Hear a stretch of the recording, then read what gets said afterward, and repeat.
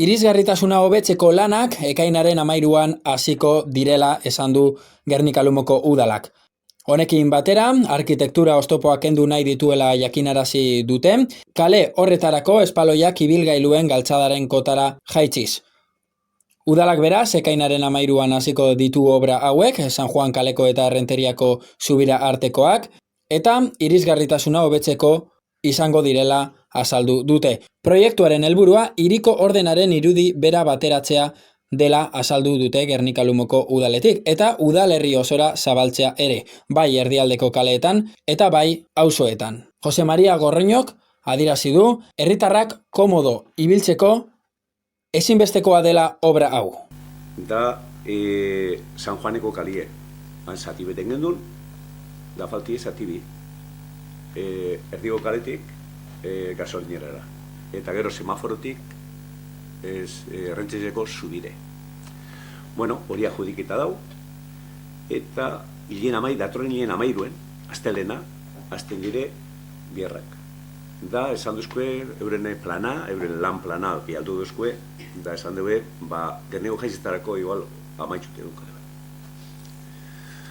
Lanek 360.000 euro inguruko aurrekontua eta 3 hilabeteko gauzatze epea izango dutela jakinarazi dute Gernika-Lumoko udaletik, eta abuztuaren erdialdera bukatzea espero dutela esan dute. Espaloien altuera ibilgailuentzako galtzadaren kotara jaistea izango da obraren plana, eta kale horretarako 2 zatitan gauzatuko da. Lehenik eta behin, Artekaleren elkargunetik San Juan Ibarra plazaraino doan segmentua eraberritzeari ekingo zaio, eta fase hori amaitu ondoren, Donteioren semaforoaren bidegurutzearen eta Errenteriako zubiaren artean dagoen kalearen zatiari ekingo zaiola jakinarazi dute. Espaloiak ere handitu egingo direla dioten, eta oinezkoak errazago igaro ahal izango direla. Neurriak bestalde, aldape kalearekiko lotura hobetzen lagunduko duela aipatu dute Gernika-Lumoko udaletxetik, izan ere, gaur egun oinezkoen zeharbidearen puntu horretan eten sentsazioa dagoelako, eta kasu honetan, lanek 165 metroko azalera hartuko dutela. Gernikako udalak joan den urtearen hasieran irisgarritasun baldintzako betzeari ekin zion San Juan kalearen inguruan, herriko kale jendetsuenetarikoa delako.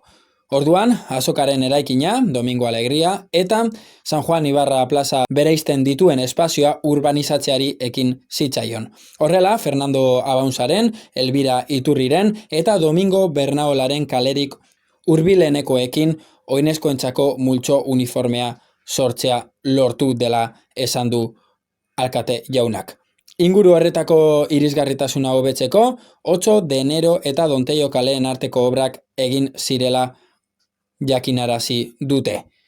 Eta jarduketa hori 2082 metro karratuko azaleran egin zela.